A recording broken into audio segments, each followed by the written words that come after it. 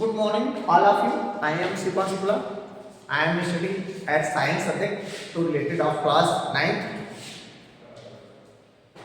at the relation of school to Isa RT Public School, Babuganj, Prayagraj. Today is my class to related of atoms. What is atom? First question your minds also created. You mean create of words to atoms whose persons derive the atoms.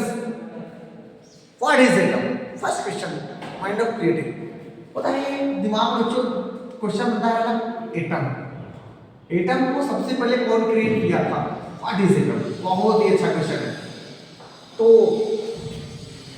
And combination of atoms and properties of atom and structure of atoms many types of questions created on mind atom क्या होता है atom कौन बताया था atom की properties के बारे में कौन बताया था एटम के स्ट्रक्चर के बारे में कौन बताया था ढेर सारे क्वेश्चन दिमाग में हमारे चलते रहते हैं तो सबसे पहले एटम के बारे में जानते हैं कि एटम को डिराइव करने के लिए डाल्टन ने बताया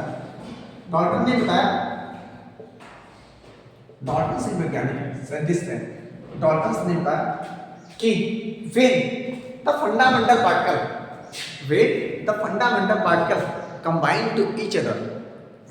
the fundamental particle combine to each other and form atoms. What is fundamental particle? First question. Fundamental particle देखिए दुनिया में सबसे छोटा वो कण जो मतलब फंडामेंटल पार्टिकल को मूलभूत कण बोलते हैं जिससे समस्त दुनिया संसार का एनवायरनमेंट का निर्माण वो फंडामेंटल पार्टिकल होता है तो मूलभूत कण वो है जिससे समस्त चीजों का निर्माण हुआ हो हमारा आपका जितने जगह जितने अलग सामान देख रहे हैं ये चेयर टेबल ये मार्कर फोन्स ये हमारा व्हाइट बोर्ड फैन स्वयं आप हम पूरी दुनिया पानी हवा जो भी है सब में पार्टिकल होते हैं उन्होंने हम लोग छोटे छोटे पार्टिकल को डिराइव करने के लिए सबसे पहले एक बात बना लीजिए जिस चीज का डिस्ट्रीब्यूट करो उसको इतना बांटो distribution of any substances distribute करो it is impossible to determine यह ज्ञात करना असंभव हो जाए कि अब यहाँ विभाजित या बंटवारा इसका डिस्ट्रीब्यूशन नहीं हो सकता this is called particle this is called fundamental particle उस चीज को फंडामेंटल पार्टिकल कहते हैं और फंडामेंटल पार्टिकल में तीन आते हैं इलेक्ट्रॉन प्रोटॉन और न्यूट्रॉन इलेक्ट्रॉन प्रोटॉन और न्यूट्रॉन डाल्टन ने इसी को बोला फंडामेंटल पार्टिकल अभी नाम नहीं पता अभी इलेक्ट्रॉन प्रोटॉन न्यूट्रॉन तो बाद में नाम पड़ेगा ना जब बताएगा इसका नाम इलेक्ट्रॉन कब है प्रोटॉन कब है न्यूट्रॉन कब है बाद में उन्होंने सिर्फ मूलभूत कर बोला फंडामेंटल पार्टिकल कि the combination of fundamental particle is called atom the combination of fundamental particle is called atom the statement of Dalton's law का ये रूल है कि जो हमारा फंडामेंटल पार्टिकल कंबाइंड किया है वही हमारा क्या है फंडामेंटल पार्टिकल है मतलब वो एटम है अब एटम उन्होंने कहा जो एटम होते हैं ढेर सारे this constitution of many points of atoms उन्होंने कहा क्या एटम के बारे में इट इज इंडिविजुअल पार्टिकल्स क्या होता है individual particle it is individual particle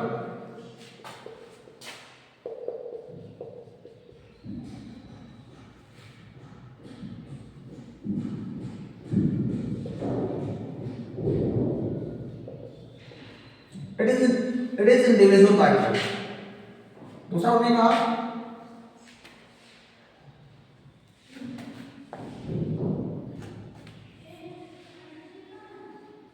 participant of chemical reaction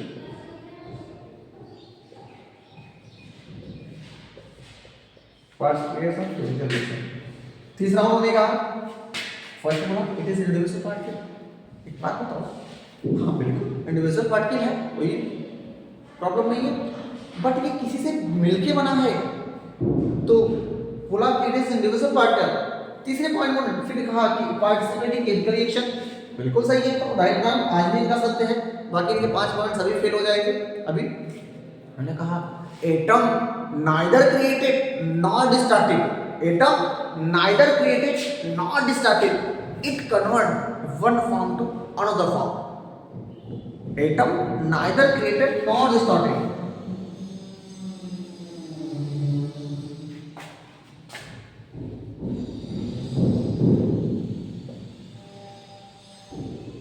another created not started it convert one form other form.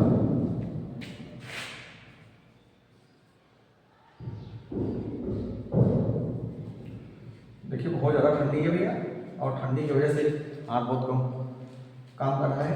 तो नाइदर क्रिएटेड नॉट स्टार्टेड, क्या कह रहा है, नाइदर क्रिएटेड नॉट स्टार्टेड। तो ऐसे सिचुएशन पे उन्होंने ये पॉइंट बोला और उन्होंने कहा कि एटम कभी मतलब टूट नहीं सकता। कुछ के ऐसे हो जाएंगे वो बिल्कुल तरीके से फेल हो जाएंगे, लेकिन अभी तो उन्होंने कहा atom is individual particle. Individual particle होता है पार्टिसिपेट ऑफ केमिकल रिएक्शन, जो एटम होता है वो केमिकल रिएक्शन में पार्टिसिपेट होता है। और उन्होंने बोला कि नाइदर क्रिएटेड नॉट स्टार्टेड, ये भी सही है, it can not one form another form. ये 3 पॉइंट है और तो उनके पॉइंट और हैं। तो फिर उसके बाद एटम के संबंध में द रिलेशन ऑफ एटम्स, उन्होंने क्या बोला कि एटम का जो सिचुएशन होता है, एटम का जो सिचुएशन होता है वो स्थिति उसकी किसी नॉर्मल फॉर्म को लेकर वो एक स्टेबिलिटी शो करती है, वो स्टेबिलिटी शो करती है।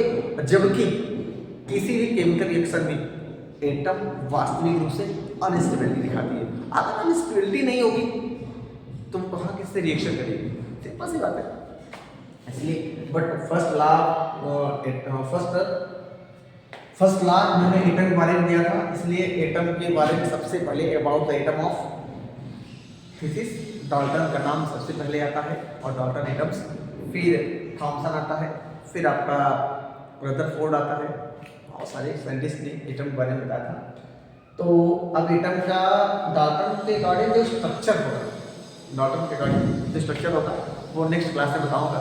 लेकिन इतना याद रखना, अभी जो थॉमसन का बताएंगे, थॉमसन ने बताएंगे कि जो उसका एटम होता है, उसका इलेक्ट्रॉन होता है, न्यूट्रॉन होता है। इलेक्ट्रॉन, प्रोटॉन, न्यूट्रॉन तीनों में होता है। जो इलेक्ट्रॉन होता है उसके सेट से ऐसा काम करता है, जो वाटरमेलन के रूप में उन्होंने बताया था थॉमसन ने। फिर प्रोटॉन को उन्होंने बोला कि पूरे मतलब वाटरमेलन में उसका टोटल मास होगा उसके सेंट्रलिसिटी पे, उसके केंद्र पे डिपेंड करेगा। फिर जो नेगेटिव आयंस हो गए उसके सिक्स जैसे होंगे, वो उनका वर्क था। लेकिन अभी बताओ कि जो इलेक्ट्रॉन, प्रोटॉन, न्यूट्रॉन होता है, इलेक्ट्रॉन, प्रोटॉन, न्यूट्रॉन 3 पार्टिकल होते हैं। इस पार्टिकल को किस प्रकार बताया गया? अच्छा, इस साइड में आप जान लीजिए, ये इलेक्ट्रॉन जो होता है ना, इलेक्ट्रॉन, प्रोटॉन, न्यूट्रॉन, थोड़े से स्क्रीन कीजिए।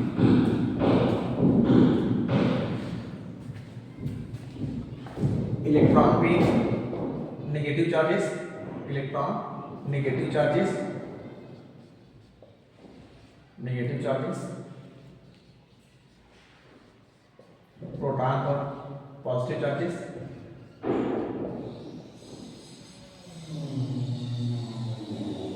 और न्यूट्रॉन हमारा न्यूट्रल होता है। न्यूट्रॉन हमारा न्यूट्रल होता है। बिल्कुल हाथ नहीं काम कर रहा है भैया, न्यूट्रल होता है, ये हमारा पार्टिकल होता है इसी में। और वास्तविक आप जान लीजिए कि हमारा जो एटम होता है वो नेचुरल रूप से, याद रखना, एटम होता है ये पॉजिटिव, नेगेटिव और न्यूट्रल होता है।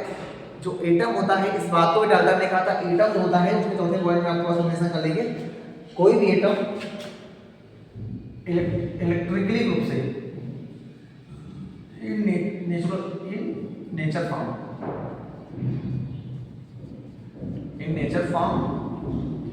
इलेक्ट्रिकली न्यूट्रल, इलेक्ट्रिकली न्यूट्रल, विचार पॉइंट है। उन्होंने बताया कि इलेक्ट्रिकल रूप से वो न्यूट्रल होता है, जबकि इससे पॉजिटिव, नेगेटिव और न्यूट्रल होते हैं, न्यूट्रॉन होते हैं। एक बात याद रखना कि जो इलेक्ट्रिकली न्यूट्रल होना वो नेचुरल रूप से न्यूट्रल होना। इलेक्ट्रिकली न्यूट्रल होने का मतलब होता है कि उसमें कैटायंस और एनायंस प्रेजेंस हैं।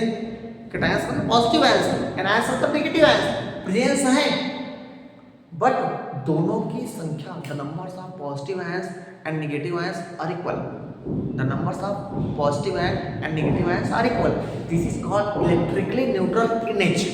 This is called electrically neutral in nature. That's good, thank you so much. Next class हम आपको रदरफोर्ड के थॉम्सन और मॉडल के बताएंगे। आज टुडे क्लास हमारा 9th क्लास का साइंस था, तो मैं एटम बारे में बता दिया और फिर अभी वैलेंसी बताना है, बहुत बताना है, बहुत कुछ। That's good, thank you so much.